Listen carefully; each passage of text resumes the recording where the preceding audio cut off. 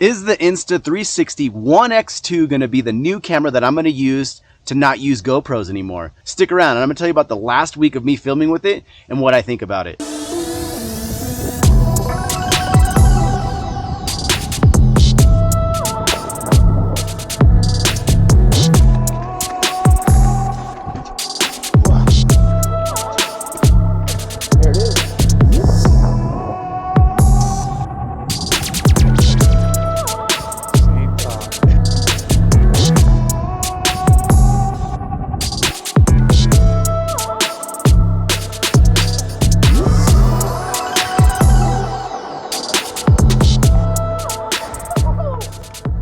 Welcome back to the channel, and if you're new here, I'm Eric and we are Ryden Dirty. All right, let's talk about it. We've all seen the first person view mountain bike videos. That's what's all over the tubes of you. And you know what? Let's just say that after 10 minutes or 20 minutes, most people's attention spans don't last long enough to keep watching it. We gotta change it up. We gotta do something else, and that's why I bought this camera. I've only had it for about a week, and I figured, you know what? This is gonna give me enough time to really have a good understanding of whether I like it or don't like it. I wanted to test this camera out specifically for mountain biking to see what you could get, because I had no idea what you could do, except for a couple videos that I saw on Instagram and also on YouTube. And like I said, I've had it for about a week, and this is all the stuff that I got.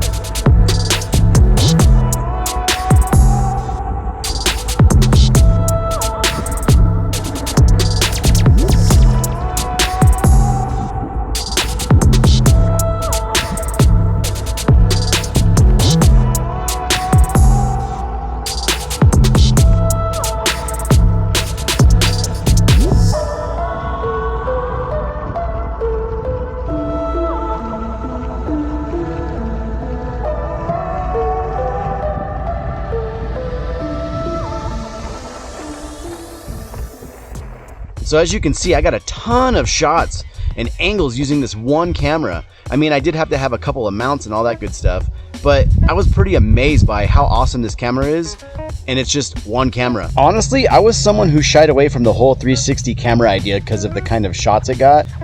Some of those weird, Saturn planet clips.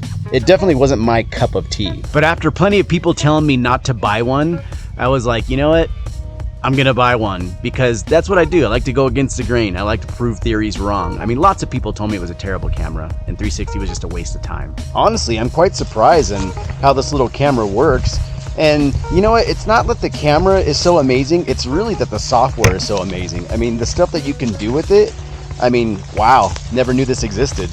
And I think the main reason why most people don't like the camera is because they don't want to deal with that software. It's not like a GoPro where you can just take the memory card out, stick it right in your computer, and you're good to go. You have to learn how to use it. But for me, I love editing. Editing is probably one of the funnest parts, to see what you can come up with and tell your story. So that's why I'm kind of totally cool with it. All right, real brief, I just wanted to show you some stuff in the Insta360 studio. And what it is the studio that you're going to use to edit the clips before you put them into your editing software to make a video. This is how you get your awesome shots. This is how you change the camera directions. This is how you do all the magic on the clips that you're going to be using. So number one, the first thing I do is this right here. I come up here to the top right and I look for the stabilization type. Flow state stabilization is usually always on, and I always click the direction lock on. What the direction lock on does is that no matter where you put this shot, it will lock on whatever spot you want it to be. So right there, I'm in the center of the shot. That's what I want. And then down below, we have our timeline, right? So I'm only going to use this little small brief clip. And what I'm going to do is show you how to use the keyframe. I'm going to start this clip so you can see how it's supposed to look first.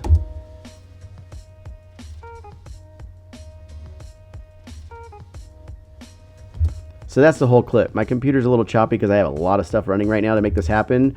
So bear with me. So I'm gonna start it from over here, have my cursor stop right there. I'm gonna click the keyframe button. That's gonna show me what view it is. This is the default view. They also have the crystal ball view. They also have the tiny planet view, and they also have the natural view. But I'm going with the default view. And what I'm gonna do is start the clip from right here, and then I'm gonna let it play. And so my goal of what I'm trying to do is make it look like the camera is panning. And the way I do that is I stop the clip right here, and then I churn the clip in the software, and I'm gonna use my truck as a point of reference. So I'm gonna start that right there. Now it's gonna go and look right at my truck. It's gonna stop right there because I have my direction lock on from up here, and then I also had it stop right there with this keyframe. So now when I play the clip, this is how it's gonna work.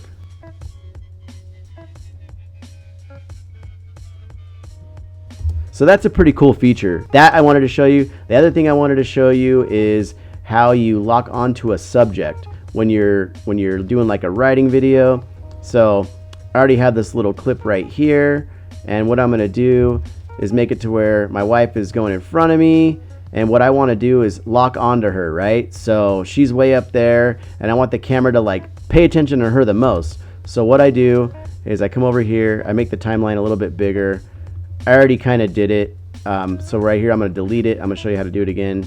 And so what I do is I click the deep track. This button right here is called the deep track. It'll let you pick something. So I'm going to pick my wife over here and put a little bubble around her. And now it's going to start tracking her. And now the camera will primarily focus on her the whole time. So that's how you follow a subject, follow something. That way the camera will focus on that one thing. And that's how you do that. So that's just a couple of things that I wanted to show you guys why I like this camera so much. And that's pretty much it on the tutorial, because you guys are going to mess with this and figure out more stuff. I mean, yes, theoretically, you could get a lot of these angles with a regular action camera, but will it be as good? I mean, how many times have you gone out with your sweet action camera and you're like, I'm going to get all these dope shots, film all this cool stuff, ride all day long, or whatever you're doing with it, and then you get home and the camera's pointed down and it's just a waste of all the footage and you're so bummed. Having the flexibility of having 360 degrees of angles and, you know, shots in any direction that you can get, I mean, that's something that you just can't do with an action camera, which makes that a little bit limited now that this new 360 world has opened up in cameras. Some of the biggest complaints I've seen people say about the 360 cameras is they don't like the views of, like, say, the round fisheye lens and all that crazy stuff. So what I'm gonna do right now is go down a trail and have my GoPro right next to the Insta360, and we're gonna test out the theory to see if we can make it look just like a GoPro, you know, with no crazy bubble look, and let's see if it's even worth it. All right, so there you go, folks. The one thing I just talked about in the video, when your GoPro wasn't lined up and your footage looks like doo-doo cakes. Didn't even realize it. I thought that it was fine. I was more worried about the Insta not being in the right spot. I thought the GoPro was on point, but evidently not. All right, so here's another shot. Insta360 1X2 on the left, GoPro Hero 9 on the right. And here's the comparison to see the field of view. What do you like better? Personally, for me, I like the Insta360 1X2 more because I get to see more of the shot. I get to see more of the handlebars. I get to see my hands a little bit more. On the GoPro Hero 9, you just don't get as much, but I will say I like the colors a little bit better on the Hero 9. I'm gonna have to do some color grading on the Insta1X2, but that's okay. That's a part of the editing process. But the overall view, I have to say I like the Insta360 1X2 way more, and that view is adjustable, and you cannot adjust it on the GoPro Hero 9.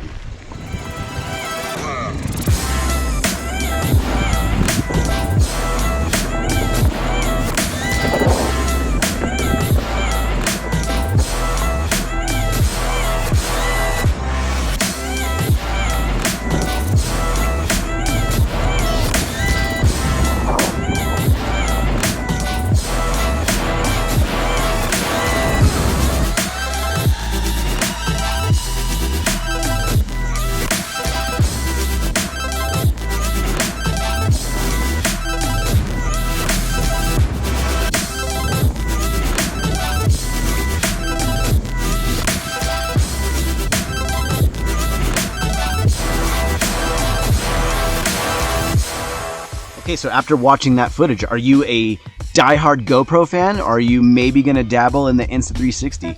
I'm curious. Leave a comment down below. I want to know what you guys think. For the next few videos that are going to be coming out, I'm definitely going to be diving into the Insta360 One X2 as my camera for as much as I can with all of my POV riding footage. And I'll probably be doing some other stuff with it as well, just to kind of test it out and see what I can do with it, because I really am digging this camera so far.